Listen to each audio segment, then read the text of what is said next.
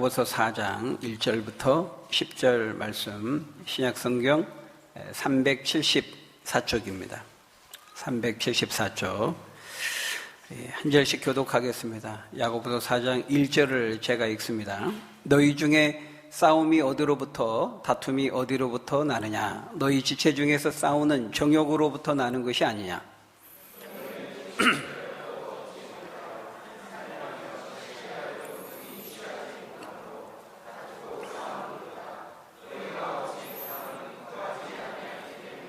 구하여도 받지 못함은 정욕으로 쓰려고 잘못 구하기 때문이라.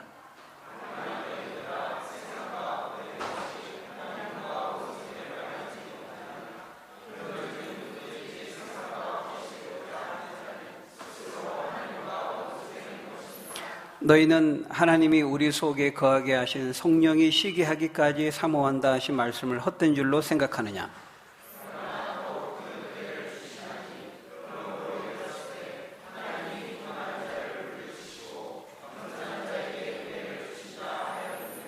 그런즉 너희는 하나님께 복종할지어다. 마귀를 대적하라. 그리하면 너희를 피하리라.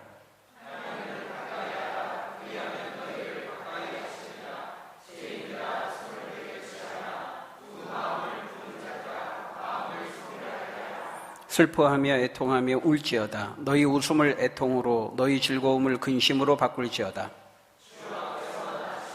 그리하면 주께서 너희를 높이시리라. 아멘. 네, 우리는 계속해서 참된 행실과 삶으로 증거되는 참된 믿음에 대해서 우리가 살펴보고 있습니다. 야고보서도는 앞에서 말했죠. 행함이 없는 믿음은 죽은 믿음이라, 죽은 것이라 이렇게 말했습니다. 죽은 믿음이라는 것은 다른 말로 말하면 가짜 믿음이라는 것이죠. 그래서 죽은 믿음, 가짜 믿음, 이렇게 믿음이라는 단어가 사용되고 있기는 하지만 사실은 실제 성경에는 그런 믿음은 없는 것이죠. 말은 되지만 그 없는 겁니다. 여러분, 둥근 삼각형, 여러분 생각해 보십시오. 둥근 삼각형, 말은 되죠. 하지만 둥근 삼각형이 있습니까? 둥글면서 동시에 삼각형일 수 있나요? 말은 되지만 둥근 삼각형 없는 겁니다. 마찬가지로 우리가 거짓 믿음, 이렇게 말은 하고 표현은 되지만 그것은 실제로는 없는 거죠. 성경의 거짓 믿음은 믿음이 아니라고 말합니다. 그래서 야고보 사도는 이 참된 믿음이라는 것은 반드시 그것이 참되다면 어떤 형태로든지 그것은 드러나고 증거되고 표현될 수밖에 없는데, 무엇으로 어떻게 드러나느냐? 앞에서 사도는 두 가지를 말했습니다. 하나는 우리의 말과 언어, 우리의 말과 이 언어를 통해서 증거되고 드러난다는 것이고, 또 하나는 지혜를 이야기했죠. 지혜. 우리가 예수님을 믿고 거듭나서 우리의 마음과 중심과 우리의 내면과 속사람이, 우리의 존재가 새로운 피조물, 새 사람으로 변화될 때 그 새로운 새 사람의 그 변화는 우리의 말과 언어의 변화로 변화된 삶으로 나타나게 된다라는 것이었죠. 지혜도 마찬가지입니다. 뭐가 참된 지혜입니까? 하나님께서 살아계시고 이 온 우주를 창조하시고 다스리신다는 거, 그것을 믿고 아는 것이 참된 지혜죠. 그 지혜의 눈으로 이 세상을 바라보고 해석하고 판단하면서 살아가는 것하고, 그거 없이, 그 지혜 없이 그렇지 않게 살아가는 것하고는 완전히 다르다 그랬어요. 그래서 참된 믿음을 가지고 있다는 것은 꼭 참된 지혜를 가지고 있다는 것과 같다고 그랬죠. 그래서 믿음 있는 사람과 믿음이 없는 사람, 참된 지혜의 눈으로 세상을 바라보는 사람과 그렇지 않는 사람의 인생은 완전히 다를 수밖에 없다. 그것을 우리가 지난 시간까지 살펴보았습니다. 오늘 역시도 이제 그 연장선상에서 이번에는 이제 세상의 정욕에 대한 문제를 말씀하고 있습니다. 다시 말하면 주님에 대한 참된 믿음을 가진 사람은 이 세상에 대한, 이 세상에 속한 것들에 대한 태도에 있어서 그 참된 믿음의 진실성이 나타나게 된다라는 것입니다. 그러니까 그 사람이 이 세상에 속한 것들에 대한 반응하는 것을 보면, 그 사람이 이 세상과 세상에 속한 것들에 대해서 어떻게 반응하는지를 보면 그 사람이 주님에 대한 참된 믿음을 가지고 있는지 그렇지 않는지를 알 수 있다는 거예요. 이 세상에 대한 태도를 보면 알 수 있다는 겁니다. 세상에 속한 것들에 대한 태도, 세상에 속한 쾌락, 정욕, 즐거움, 또 구체적으로 말하면 이런 것들인데 바로 이 세상과의 관계, 이 세상에 대한 반응, 이 세상에 대한 태도를 보면 그가 참된 믿음을 가지고 있는지 그렇지 않은지 알 수 있다는 거죠. 오늘 본문 4절을 보면 참된 믿음을 가진 사람은 이 세상과 벗된 관계를 갖지 않는다 이렇게 말합니다. 우리 읽었던 말씀 4절 다시 한번 같이 읽어볼까요? 시작. 가늠한 여인들아 세상과 벗된 것이 하나님과 원수됨을 알지 못하느냐? 그런즉 누구든지 세상과 벗이 되고자 하는 자는 원수 되는 것이니라. 그러니까 하나님과 벗이 될지 세상과 벗이 될지 둘 중에 하나 선택해야 된다라는 것입니다. 참된 믿음이라는 것은 그걸 선택하는데 어디를 택하는 것입니까? 그 둘 중 하나님과 벗이 되는 것을 선택한다는 거예요. 여러분, 하나님과 벗이 된다는 것은 하나님과 가까워지는 것을 말합니다. 그래서 거기 8절에 보면, 오늘 보면 8절에 보면 하나님을 가까이 하라 그리하면 너희를 가까이 하시리라 이렇게 말씀합니다. 그러니까 하나님과 벗이 되고 하나님과 가까워지고 그렇게 된다는 것은 결국 예수 그리스도를 믿음으로 하나님과 뗄래야 뗄 수 없는 매우 친밀한 관계, 인격적인 관계를 갖는다는 것을 의미하는 것이죠. 그래서 시편 25편 14절에 보면요 뭐라고 말씀합니까? 여호와의 친밀하심이 그를 경외하는 자들에게 있으며 그의 언약을 그들에게 보이시리로다. 그러니까 하나님을 진정으로 믿고 경외하는 자들에게만 하나님께서 이 친밀하심을 허락해 주신다는 거예요. 하나님 믿는 자들에게. 하나님을 경외한다는 건 하나님을 존경하고 두려워하고 하나님을 예배하는 사람을 가리키거든요. 그런 사람에게, 그런 자들에게만 친밀함이 허락된다는 거예요. 하나님과의 인격적인 관계와 교통 속에서 누리는 그 친밀함이 하나님을 경외하는 자에게만 하나님이 특권적으로 허락해 주신다는 거죠. 여러분 한번 생각해 보세요. 상상을 해 보세요. 온 우주를 창조하신 그 광활한 우주보다 더 크고 위대하신 그 하나님께서 일개 흙먼지에 지나지 않는 죄인된 우리 인간과 인격적인 관계를 맺고 우리가 말하면 들으시고 하나님도 우리에게 말씀을 하시고 반응을 하시고 인격적인 교감과 정서와 교제를 나눈다는 거, 친밀함을 나눈다는 거, 여러분 이거는 너무 놀라운 일 아닙니까? 하나님과 우리의 존재론적인 차이를 생각하면 참으로 그거는 놀라운 일이죠. 여러분 만약 우리가 이 집안의 그 이불에 있는 그 진드기 있잖아요. 진드기. 응? 그런 진드기와 우리가 이렇게 뭐 말을 하고 대화를 하고 교감을 나눈다고 한번 생각해 보세요. 야 진드기야 요즘 너 뭐 고민이 있니? 응? 요즘 좀 얼굴이 좀 안 좋다. 내 피가 좀 부족했나? 막 그러면서 뭐 내 고민을 이야기하고 뭐 고민을 듣고 여러분 생각해 보세요. 지렁이하고 뭐 거미하고 개미하고 모기하고 여러분들이 어떤 인격적인 관계를 가지고 뭐 말을 하고 반응을 하고 그런다고 생각을 해 보세요. 근데 하나님과 우리의 관계는 하나님께서 우리에게 주시는 그 친밀함은 그것과 비교할 수가 없다는 거예요. 하나님과 우리의 존재론적인 차이가 우리와 진드기가 가지는 존재력인 차이보다 비교할 수 없이 더 크다는 거예요. 근데 하나님을 믿고 하나님을 경외하는 자에게 이런 인격적인 친밀함을 허락하신다는 거예요. 예수 믿는 자에게, 하나님 예배하고 경외하는 자에게만 이 축복과 특권을 허락하신다는 거죠. 영예 중에 영예고 영광 중에 영광이 아닐 수 없는 것이죠. 그래서 성경은 우리가 하나님을 믿음으로 이 갖게 되는 친밀함의 관계를 여러 가지로 비유하고 있어요. 하나님과 우리의 그 인격적인 친밀함의 관계를 여러 가지로 설명하고 있지 않습니까? 예를 들면 목자와 양의 관계로 설명하죠. 여호와는 나의 목자시니 내가 부족함이 없으리로다. 하나님 우리의 목자가 되시고 우리는 그분이 기르시는 양이 된다는 거예요. 또 뭐가 있습니까? 예수님이 말씀하셨죠. 나는 포도나무고 너희는 가지다. 나무와 가지는 뗄래야 뗄 수 없는 관계죠. 주님은 몸된 교회의 머리이시고 우리는 그분의 몸된 지체들이다. 이렇게 말하죠. 그렇게 말씀하는 비유 중에 하나가 뭐냐면 또 하나가 바로 남편과 아내의 관계입니다. 하나님은 우리의 신랑이 되시고 우리는 그분의 신부가 되는 것이죠. 그래서 하나님을 믿는다는 것은 우리가 그분과의 마치 결혼의 언약 관계 속에 들어가는 것으로 말씀하고 있어요. 남편과 아내가 한 남자와 한 여자가 부모의 품을 떠나서 한 몸의 그 친밀한 하나됨의 관계를 이루듯이 우리가 하나님과 가까워지고 벗이 되고 친밀한 인격적인 관계를 누리게 된다, 이렇게 말씀하고 있어요. 그래서 그 남편 되신 하나님을 사랑하고 그 하나님께 속한 것들을 귀하게 여기고 그것에 가치를 부여하면서 그것을 위해 사는 것이라고, 그것이 우리가 하나님을 믿는 것이라고 말하고 있어요. 그러니까 하나님 신랑 되신 그분을 위해서 사는 것, 성경은 바로 그 하나님의 영광을 위해 사는 것이라고 말하지 않습니까?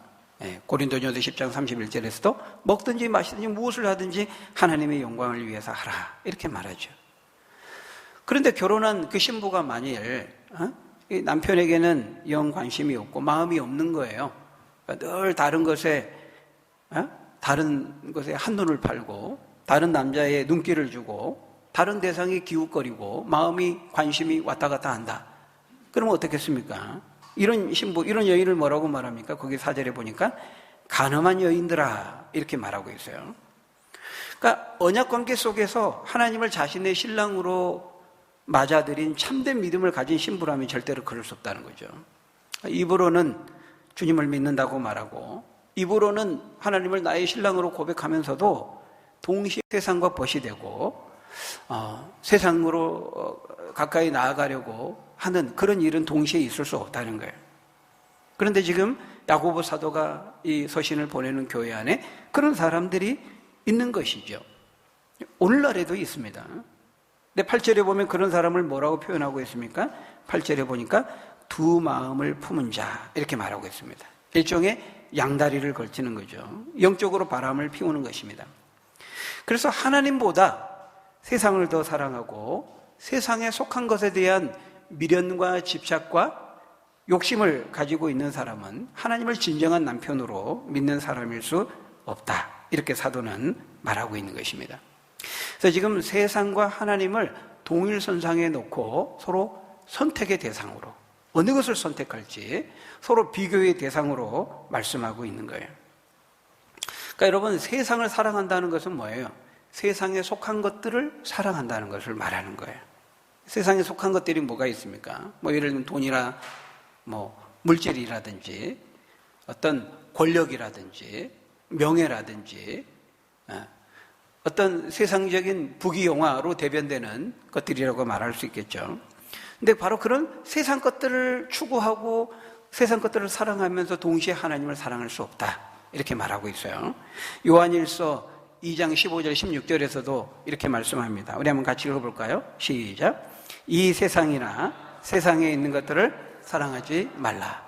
누구든지 세상을 사랑하면 아버지의 사랑이 그 안에 있지 아니하니 이는 세상에 있는 모든 것이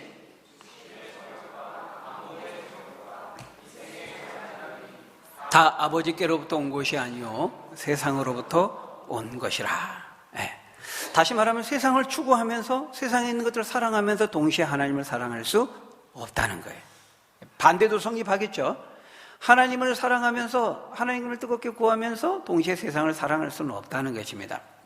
이 세상에 있는 것들이란 바로 육신의 정욕과 안목의 정욕과 이생의 자랑을 가져다 줄 수 있게 만드는 바로 그런 것들이죠. 그러니까 하나님에 대한 사랑과 이 세상 것에 대한 사랑이 동시에 양립할 수 없다는 거예요. 하나를 선택하면 다른 하나는 포기해야 된다는 것이죠. 둘 다 가질 수 없다는 겁니다. 내가 한 여자를 선택하고 결혼하기로 결정했다면 나머지 수십억에 이르는 모든 다른 여자들을 포기한다는 것을 의미하는 겁니다. 내가 한 남자를 선택하고 결혼하기로 결정했다는 것은 다른 수없이 많은 남자들을 포기하기로 결정했다는 것을 의미하는 거죠. 둘 다 가질 수는 없습니다. 둘 다 가지려고 할 때, 하나를 완전히 포기하려고 하지 않을 때 바로 그 결혼과 가정에 파국이 들이닥치게 되는 것이죠. 절대로 그 둘은 양립할 수가 없습니다. 결혼이 성립하고 가정이 유지되기 위해서는. 그러면 그건 두 마음을 품는 것이죠. 마찬가지로 진정으로 주님을 믿기로 다짐하고 그 주님께 속한 나라와 의를 구하기로 결정했다면 이 세상 나라에 속한 것들을 포기한다는 것을 의미하는 것입니다. 양다리 걸칠 수 없다는 거예요. 하늘의 것을 구하면서 동시에 땅의 것을 구할 수 없고, 예수님도 그렇게 말씀했잖아요. 돈과 하나님을, 재물과 하나님을 겸하여 섬길 수 없다. 하나님이 내 인생의 주인이 되는데 그 사람이 또 동시에 돈이 그 사람의 삶의 주인일 수는 없는 것이죠. 그 반대도 마찬가지고요. 그래서 지금 야고보 사도는 참된 믿음을 가진 사람은 이 세상에 속한 것들을 바라보고 그것을 대하는 태도를 보면 알 수 있다. 그래서 오늘 본문 1절 3절에 이렇게 말씀합니다. 오늘 본문 1절에 3절 한번 같이 읽어볼까요? 시작. 너희 중에 싸움이 어디로부터, 다툼이 어디로부터 나느냐? 너희 지체 중에서 싸우는 정욕으로부터 나는 것이 아니냐? 너희는 욕심을 내어도 얻지 못하여 살인하며 시기하여도 능히 취하지 못함으로 다투고 싸우는도다. 너희가 얻지 못하면 구하지 아니하기 때문이요 구하여도 받지 못하면 정욕으로 쓰려고 잘못 구하기 때문이라. 여러분, 여기 보면 싸움의 문제를 말하고 있거든요. 사람들이 왜 다투고 싸우느냐 하는 것입니다. 그것은 욕심 때문에 그렇다는 거예요. 자기가 갖기 위해서, 다른 사람보다 더 많이 갖기 위해서 욕심을 부리기 때문에, 이기적인 정욕 때문에 다투고 싸운다는 거예요. 근데 한두 사람만 그렇게 생각을 하면, 그렇게 생각하지 않는 사람은 그건 싸우지 않을 수 있겠죠. 근데 문제는 모든 사람들이 다 그렇게 생각한다는 거예요. 자기가 가지려고 하고 다른 사람은 더 많이 가지려고 하는데 주어진 것은 제한되어 있단 말이에요. 그러니까 거기에 욕심이 충돌되는 겁니다. 그래서 다툼과 갈등과 싸움이 일어나게 되는 것이죠. 그래서 그것을 갖기 위해서 욕심을 갖다 보면 2절에 보니까 사람을 죽이기까지 한다는 거예요. 거기 보니까 욕심을 내어도 얻지 못하니까 어떻습니까? 이제 살인하게 되는 거죠. 우리가 매일 매스컴의 뉴스를 통해서 그 보도를 접하지 않습니까? 욕심을 부려서 다른 사람을 죽이고 보험금을 타기 위해서 가족까지도 죽이는, 살인하는, 이런 것들이 다 욕심에서 비롯된 일들이거든요. 그렇기 때문에 이 참된 믿음을 갖는다는 것은 둘 중 하나를 선택하는 것을 의미한다는 거예요. 하나님과 벗된 관계 속에서 하나님과 인격적인 친밀함을 누리면서 하나님의 은혜를 힘입어서 하나님께 속한 것들을 추구하며 살아갈 것이냐, 아니면 하나님과 원수되면서 세상과 벗된 관계 속에서 세상에 속한 것들을 얻기 위해서 분투하며 싸우며 살아갈 것이냐 선택해야 된다는 것이죠. 네. 어떤 싸움을 싸울 것이냐 선택해야 돼요. 여러분 어떻습니까? 여러분 어느 쪽이세요? 어느 것을 택하시겠습니까? 그러니까 우리 인생은 지금 분투하고 싸우는 거예요. 성경도 말하죠. 우리 성도의 삶을 영적인 전투의 싸움이라고, 싸우고 분투하고 투쟁하는 것이라고 말하죠. 그래서 철학자인 토마스 홉즈 같은 사람은 인생이란 만인에 의한 투쟁이다. 유명한 말이죠. 만인에 의한 투쟁이다.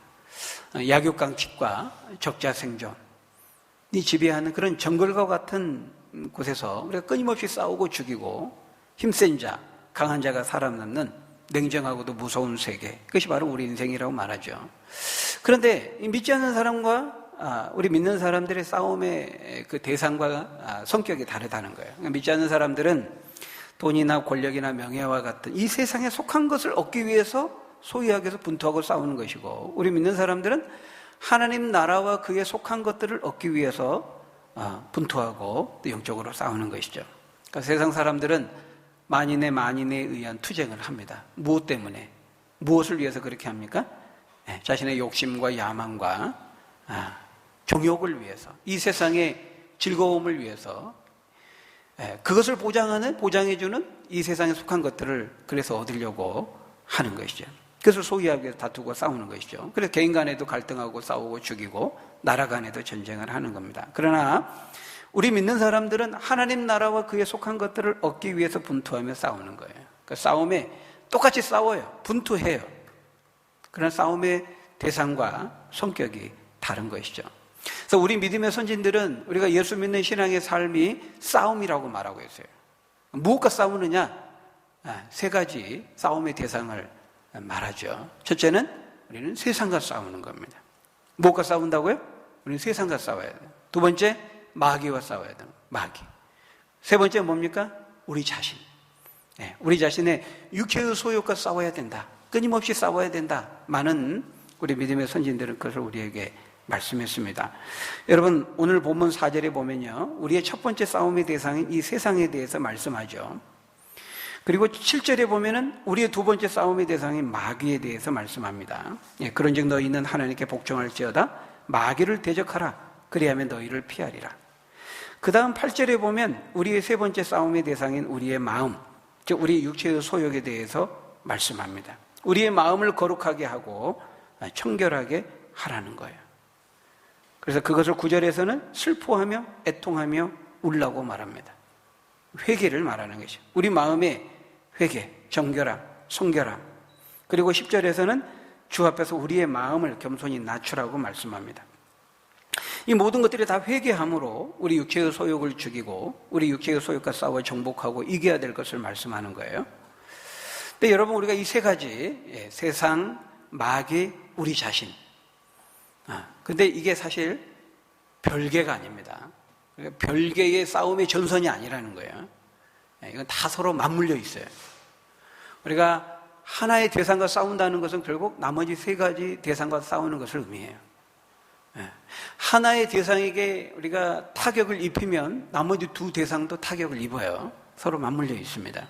물론 마귀는 하나님을 대적하는 실제적인 영적인 세력이죠. 인격적인 실체를 가지고 있는 존재라는 점에서 그것을 도구로 사용하는 이 세상과 또 우리를 하수인으로 삼는 우리 인간과는 좀 구별되죠. 그렇지만 서로 맞물려 있습니다.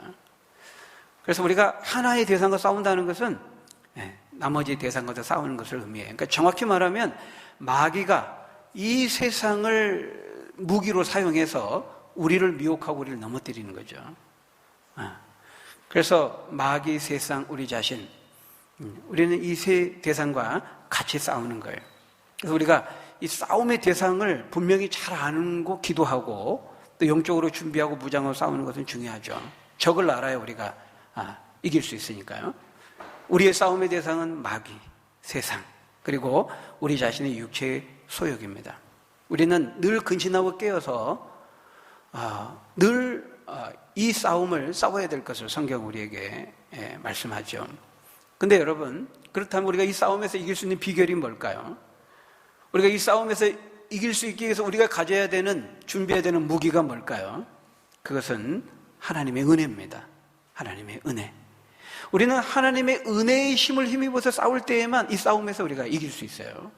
우리의 힘으로 되는 거 아닙니다. 우리의 능으로 되는 거 아니에요. 오직 하나님의 신의 능력으로, 성령의 능력으로만 된다고 말씀하죠. 왜 그렇습니까? 이 싸움이 눈에 보이는 우리 물리적인 어떤 싸움이 아니기 때문에 그래요. 눈에 보이지 않는 정사와 권세와 이 세상의 어둠의 주관자들과의 악한 영들과의 영적인 싸움이기 때문에 영적인 능력으로 우리가 준비되고 무장되어야 된다는 거예요. 근데 그 영적인 능력이 뭡니까? 하나님의 은혜죠. 하나님의 은혜. 그래서 거기 6절에 보시면 하나님은 우리에게 더욱 큰 은혜를 주신다 이렇게 말씀합니다. 이때 더욱 큰 은혜라고 하는 것은 이 싸움에서 이길 수 있는 은혜를 말합니다. 우리가 처음 예수님 믿을 때 구원의 은혜를 우리에게 주시죠. 그 은혜를 주실 뿐만 아니라 또한 동시에 우리가 이 성화의 과정 속에서 치한 이 영적인 싸움에서 이길 수 있는 더욱 큰 은혜를 우리에게 주신다고 말씀하고 있어요. 왜 주실까요? 우리가 그분의 사랑의 대상이기 때문에 그렇습니다. 하나님께서 우리를 사랑하시기 때문이라는 거예요. 하나님은 저와 여러분들을 너무 사랑하세요. 그래서 저와 여러분들이 이 세상에 유혹되고 이 세상에 지고 이 세상과 가까워지고 하나님과 멀어지고 하나님에 떨어져 나가는 거 하나님 절대로 그거 못 보시는 거죠. 로마서 8장 32절에 뭐라고 말씀합니까? 자기 아들을 아끼지 아니하시고 우리를 위해 기꺼이 내어주신 이가 어찌 그 아들과 함께 모든 것을 우리에게 주시지 않겠느냐? 로마서 8장 32절에 그렇게 말씀하잖아요. 아들을 주시고 그 아들의 피를 흘려서 우리를 구원해 주셨는데 우리를 세상에 뺏기도록 하나님 방치하시겠습니까? 우리를 마귀에게 빼앗기도록 하나님 내버려 두시겠어요? 절대로 그럴 수 없다는 거예요. 그런 일은 일어날 수 없다는 거예요. 이것을 이제 신랑과 신부의 얘기로 오늘 본문은 말씀하고 있어요. 우리가 그분의 신부인데 지금 신부가 한눈 팔고 이 가정을 등지고 잘못된 길로 나아가려고 하는데 남편이 그걸 방치할 수 있어요? 눈 뜨고 가만히 볼 수 있습니까? 절대로 그럴 수 없다는 거예요.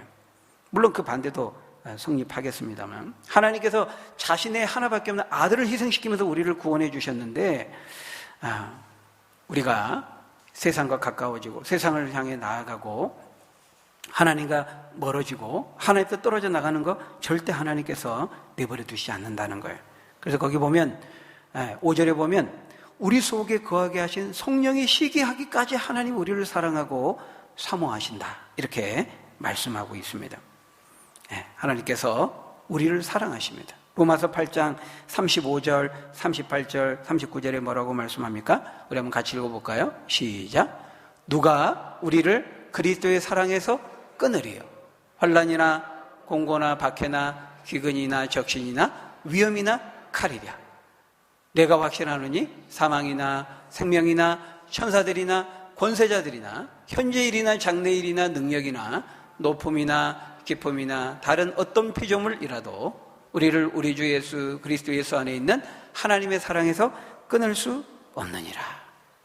하나님께서 저와 여러분들을 사랑하셔서 아들을 희생시키면서 구원해 주셨습니다. 근데 그 사랑하는 그 자녀들인 우리들이 하나님과 멀어지고 세상과 가까워지고 세상과 벗삼고 마귀에 미혹되고 넘어지고 절대로 하나님 그거 못 보시죠. 그래서 우리에게 더욱 큰 은혜를 주셔서 이 싸움에서 이기도록 우리에게 능력을 주시고 힘을 주시고 응원해 주신다, 이렇게 말씀하고 있습니다. 여러분, 하나님께서 저와 여러분들을 사랑하십니다. 그래서 여러분들이 이 세 가지 대상과 영적인 싸움을 싸우고자 할 때 하나님은 그 싸움에서 감당할 수 있는, 이기고 승리할 수 있는 그 은혜와 능력을 우리에게 주시기를 원하신다는 거예요. 그래서 우리가 그 은혜와 능력 아니고서는 이 싸움에서 이길 수 있는 비결이 없다는 것을 먼저 알아야 돼요. 근데 그 은혜는 어떻게 우리에게 주어지느냐, 어떤 방식으로 하나님께서 우리에게 주시느냐, 우리가 하나님께 가까이 나아갈 때, 하나님께 가까이 나아갈 때 하나님 우리에게 은혜를 주시고 우리에게 능력을 주신다는 거예요. 그러니까 하나님을 가까이 하라, 그리하면 너희를 가까이 하시리라 말씀합니다. 잠언 8장 17절에서도요, 나를 사랑하는 자들이 나의 사랑을 입으며, 저거 맞아요? 8장 17절? 제가 잘못됐나요, 그러면? 나를 사랑하는 자들이 나의 사랑을 입으며 나를 찾는 자들이 나를 만날 것이니라, 이렇게 말씀하고 있습니다. 그래서 하나님은 당신을 간절히 찾고 의지하는 자에게, 가까이 나오는 자들에게 은혜와 능력을 덧입혀 주신다는 거예요.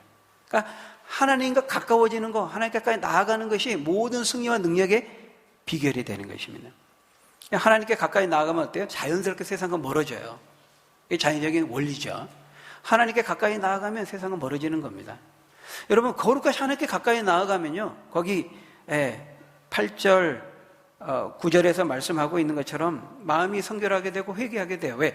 하나님 거룩하신 분이기 때문에 그분께 가까이 나아가면 그 거룩의 빛에 의해서 우리의 모습을 우리가 알게 돼요. 우리가 강렬한 엑스레이의 그 빛을 비추면 우리 안에 있는 질병, 우리의 문제점들이 다 이렇게 드러나듯이 빛 대신 거룩하신 하나님께 나아가면 우리의 죄의 문제, 무엇이 우리의 문제인지를 깨달아 알게 된다는 거예요. 회개하게 되는 것이죠. 또 그 10절에서 말씀하는 것처럼 하나님께 가까이 나아가면 낮아지게 됩니다. 겸손하게 돼요. 그 크신 하나님 앞에, 그 크신 하나님 앞에 우리의 자금을 깨닫게 되고 우리는 낮아지게 되는 것이죠. 그래서 하나님께 가까이 나아가는 것이 은혜와 능력을 힘든 비결이고 승리의 이김의 시작이 되고 비결이 되는 것입니다. 우리가 하나님께 가까이 나아간다는 것은 하나님께 속한 것들을 가까이 하는 것을 의미해요. 우리가 하나님께 가까이 나아가는 것은 하나님께 속한 것들을 향해 그것들을 가까이 하는 거예요. 하나님께 속한 것들을 가까이 하는 게 뭘까요? 말씀을 가까이 하는 거죠. 말씀을 늘 가까이 두고 내가 곁에 두고 읽는 겁니다. 늘 기도의 자리를 내가 찾는 거예요. 가까이 하는 거예요. 예배의 자리를 찾고, 또 신앙이 좋은 경건한 사람들을 가까이 두는 거예요. 그들과 가까이 교제하고 같이 시간을 나누고, 그것이 하나님께 가까이 가는 구체적인 방법인 것이죠. 여러분, 그렇게 한번 해보세요. 하나님의 그러한 은혜의 방편, 그런 은혜의 통로들을 통해서 여러분들 하나님의 은혜를 공급해 주십니다. 그 은혜로 우리가 채워질 때 우리는 마귀를 이기고 세상을 이기고 육체의 소욕을 이길 수 있게 되는 거예요. 하나님을 가까이 하시는 여러분 되시기를 바랍니다. 근데 하나님 가까이 하면 이 능력을 주고 은혜를 주시고 이기게 하실 뿐만 아니라 그것만이 아니죠. 우리가 그의 나라와 의를 구하고 하나님께 가까이 나아가면 이 모든 것을 더하여 주시리라 이렇게 말씀하셨어요. 여러분, 하나님은 그 누구보다 우리를 더 잘 아세요.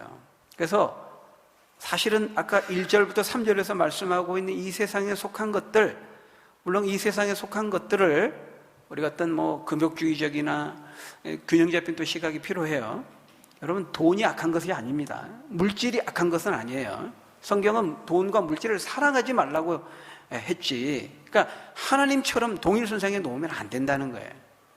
우리는 얼마든지 돈을 벌어야 되고 또 돈을 잘 이용하고 사용해야 돼요. 돈 자체가 악한 게 아니에요. 그래서 그의 나라와 의를 구하면 이 모든 것, 이 세상에 속한 것들, 우리에게 필요한 것을 또한 주신다고 말씀하고 있어요. 문제는 그것을 얻는 순서, 방법이 틀렸다는 거예요. 여러분, 하나님 우리를 지으신 분이기 때문에요, 육체를 가진 우리의 육체의 필요를 그 누구보다 잘 아시는 분이 하나님이세요. 하나님 우리를 지으신 분이잖아요. 우리가 우리 자신을 아는 것보다 하나님은 더 잘 아세요. 우리의 머리카락 헤아리듯이 우리를 아신다고 말씀하니까. 그래서 이 육체에 속하고 이 세상에 속한 것들이 우리에게 필요하다는 거 하나님이 아세요. 그래서 사람이 떡으로만 살 것이 아니요 하나님의 입에서 나오는 말씀으로 산다. 마태복음 4장 4절에 말씀하잖아요. 신명기의 말씀을 예수님이 인용해서 말씀하신 거잖아요. 그러니까 사람이 떡으로 살 것이 아니요 이렇게 말씀한 것이 아니고 그 뒤에 조사만이라는 것이 붙었어요. 사람이 떡으로만 사는 것이 아니다. 그러니까 사람이 떡으로 사는 것이 아니다 이렇게 말했다면 떡은 완전히 우리가 무시하고 살아야 되는 것이죠. 그렇게 말씀하지 않고 떡으로만 사는 것이 아니다. 그러니까 떡이 다 있고 충분히 있어도 우리는 그것으로 만족하며 살 수 있는 존재가 못 된다는 거예요. 우리에게는 주님이 필요해요. 하나님이 필요해요. 그래서 우리의 육체에 필요한 것들, 세상에 속한 것들 필요한 거 아시고 또 하나님이 공급해 주세요. 근데 그것을 얻는 순서와 방법이 지금 잘못됐다고 틀렸다고 말하고 있는 거예요. 그것은 욕심을 낸다고 해서 욕심을 내고 얻으려고 시기하고 다투고 분투한다고 해서 얻을 수 있는 것이 아니라는 거예요. 어떻게 얻어야 된다는 것입니까? 하나님께 구함으로, 하나님께 기도함으로, 하나님이 주셔야만 진정으로 우리가 얻을 수 있어요. 우리의 것이 될 수 있어요. 그래서 너희가 얻지 못하면 구하지 아니하기 때문이요 구하여도 받지 못하면 정욕으로 쓰려고 잘못 구하기 때문이라. 잘못 구하니까 안 된다는 거죠. 구하는 것 자체가 잘못된 것이 아니고 우리 필요해요. 하나님 주세요. 공급해 주세요. 여러분, 우리가 모래를 꽉 손으로 이렇게 움켜쥐면요, 처음에는 많이 쥐어지는 것 같지만은 사실 손가락 사이로 다 빠져버리고 맙니다. 그런 방식으로 쥘 수 있는 게 아니라는 거예요. 욕심으로 되는 것이 아니라는 것입니다. 하나님께서 우리 손에 쥐어주셔야만 우리의 것이 될 수 있어요. 여러분, 우리가 가졌다고 생각했는데, 내가 성취하고 얻고 소유했다고 생각했는데 밑빠진 독일 수가 있어요. 뒤돌아서 보니까 앞에서 남고 뒤에서 남는 게 없는 거예요. 하나님 없이 분투하면서 이 세상의 것들을 얻기 위해서 열심히 공부하고 땀 흘리고 아침에 일찍 일어나 늦게 누우며 수고의 떡을 먹음이 진실로 헛되도다. 왜? 하나님께서 그 지입을 세우지 아니하시면, 하나님께서 성을 지키고 보호하지 아니하시면 파수꾼의 경성함과 깨어있으면 허사라는 거예요. 너희가 아침에 일찍 누우고 일찍 일어나며 아침에 일찍 일어나고 늦게 누우며 수고의 떡을 먹어도 나중에는 다 헛것이 돼버린다는 거예요. 지금은 모았어요. 앞에서 남았어. 근데 이제 좀 벌었다, 얻었다, 내 것이 됐다 생각했는데 갑자기 막 병이 오고 갑자기 문제가 터지고 갑자기 자녀들에게 일이 생기고 그러면 다 이렇게 저렇게 또 빠져나가는 거예요. 그래서 여러분, 하나님께서 우리에게 은혜로 주셔야 되는 거예요. 은혜로 주어질 때 진정으로 우리의 것이 될 수가 있습니다. 만물을 창조하신 하나님, 살아계신 하나님, 건재하셔서 역사와 우리 인생을 주장하시는 그 하나님, 높이기도 하시고 낮추기도 하시고 가난하기도 하시고 부하기도 하시고, 높이기도 낮추기도 살리기도 죽이기도 가난하기도 부하기도 하시는 그 역사의 주인 되신 하나님께서 우리 손에 쥐어주실 때, 은혜로 주실 때 우리의 것이 될 수 있는 것입니다. 바라기는, 사랑하는 여러분, 하나님은 살아계세요. 그 살아계시긴 하나님에 대한 참된 믿음을 가지고 먼저 그의 나라와 그의 의를 구하고, 그래서 그분이 주신 은혜와 능력을 힘입어서 마귀를 이기고 세상을 이기고 우리 육체를 이기고 승리하는 하나님의 그 분복을 누리고 증거하는 저 여러분들이 다 되시기를 예수님의 이름으로 간절히 축원합니다. 우리 기도하겠습니다. 아버지 하나님, 우리가 싸워야 될 싸움의 대상들을 우리에게 말씀해 주셨습니다. 세상 사람들의 그 싸움의 대상과 성격이 우리 믿는 자들은 달라야 될 것을 말씀했습니다. 아버지 하나님, 우리가 이 세상에 있는 것들을 사랑하지 않게 하시고 하나님을 사랑하고 하나님께 속한 그의 나라와 그의 의를 구하게 하시고 더 하나님께 가까이 나아가서 하나님 주신 그 은혜와 능력을 힘입어서 이기고 승리하는 하나님의 그 주시는 은혜와 축복과 분복을 누리며 증거하는 삶을 살아가는 복된 저희들 될 수 있도록 하나님 축복하여 주옵소서. 예수님 이름으로 기도합나이다. 아멘.